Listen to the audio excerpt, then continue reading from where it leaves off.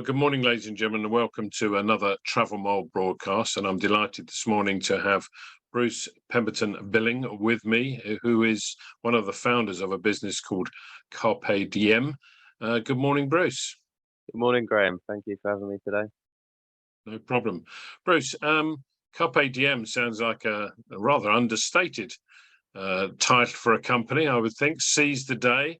CarpeDiem Rome, I think it's the full title. Seize the day in Rome. What is it you actually do? So at CarpeDiem Rome, we offer tours and experiences in Rome. We do your sort of main things like the Colosseum and the Vatican and walking tours and things like that. But what we really specialize in is small group experiences and different experiences as well, like cooking classes with local chefs and popular tour of ours called the Tipsy tour as well. And we're primarily our audience really, or our customers are not just young customers, but probably tech savvy customers, people who use the internet and stuff, and people that are looking for more of an experience rather than a general tour. Okay, and what was the foundation of the company? Did you just suddenly you're sitting in a pub one day and thought, great, this is a good idea, or is there a bit more to it than that? No, there's definitely more to it than that. There was five of us actually, five directors. We used to be two separate companies, and we ended up combining during COVID. We merged together.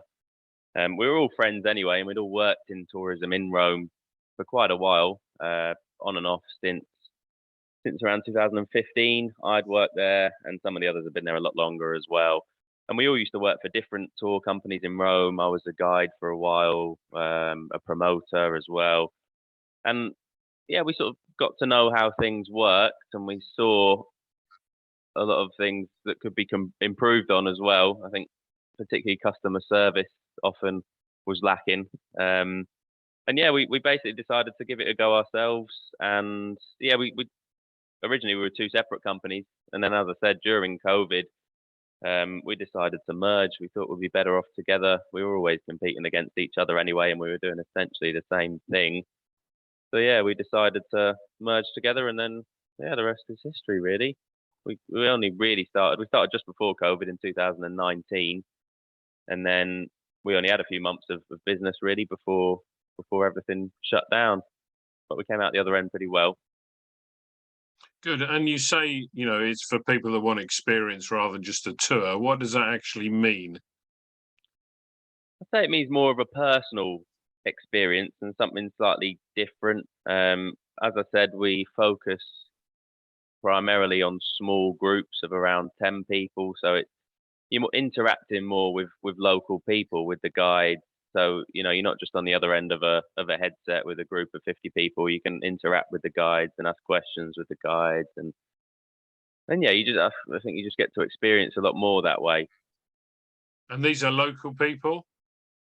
Primarily, yeah, we do. We have guides and hosts from all over the world, but people who've spent a lot of time in Rome and really know their stuff. And yeah, they might not originally be from Rome, but I'd say they class as a local. Okay, and you're talking about I think it was Tipsy tours and cooking classes. Are these? Tell me a bit more about those. There's a lot of competition, obviously, for cooking classes. I would think in Italy, obviously, massive competition for going around the Vatican and going around the Colosseum. But what's different about the cooking classes and the Tipsy tour? Sure, yeah. Well, the Tipsy tour is one of our most popular tours actually, and it's quite unique because it's certainly not a bar crawl. It's more of a walking tour, history-based tour, but we do sample local drinks. So we'll have things like a limoncello, a spritz, coffee with Baileys, which they call a cafe corretto, and this is mixed in with sort of the darker side of Rome's history, history that kids wouldn't really be able to come on this tour, not just because of the alcohol, but because of the history as well that we tell. So it's less family friendly, a bit darker, and yeah, that's what makes the Tipsy tour unique. There aren't really any other experiences like that in Rome, to be honest, and it is very popular. with the cooking classes, yeah, you're right. There is a certain amount of competition with the cooking classes in Rome, but I think we've managed to do really well with that because of our chefs. To be honest, we have two Italian chefs, Marco and Federico, and they're fantastic. Everyone loves them, super passionate, and I think that really makes it, you know. And we've had nothing but great reviews from that. And yeah, we started off offering it for a very competitive price, lower than any of the competitors, and then as those reviews built up, we've been able to increase the price, and yeah, it's doing really well now, the cooking class, which is good to see. We've also started a food tour recently as well, which is also going pretty well. Good. And how do you get your business? I mean, I know we spoke before, you get a lot of online travel agencies that are now booking your tours. How would the rest of the travel trade be able to interact with you? So yeah, primarily we get all of our business through OTAs, through Get Your Guide, Viator, Head Out, other OTAs as well. We get some of our website through our business. We don't really work directly with many travel agents, travel designers at the moment. It's something that we'd love to do. We really only do that when people reach out to us. So people would reach out to us through the website. You can drop us an email, info@carpediemrome.com, and that's how we've been interacting with travel agents at the moment on a direct level. But it's something that we'd love we'd love to get involved with. It's just something that we haven't really had the time to look into yet, to be completely honest with you. Obviously, Rome is something that is dear to your heart. You work there yourself, by the sounds of it. Is this a model that you might be able to drop into other cities around the world, I suppose, but particularly Europe?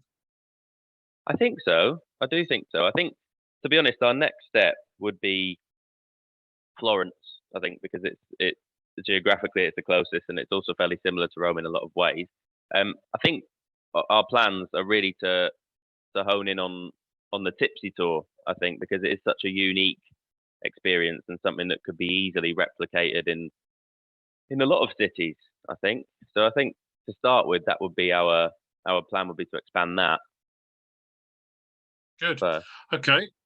Well, thank you for your time. I hope you get inundated with travel agency inquiries that want to work with you. And good luck with the Tipsy tours. Maybe we can talk again in 3 or 4 months' time and see how you're getting on. Yeah, great. Thank you very much, Graham. Cheers.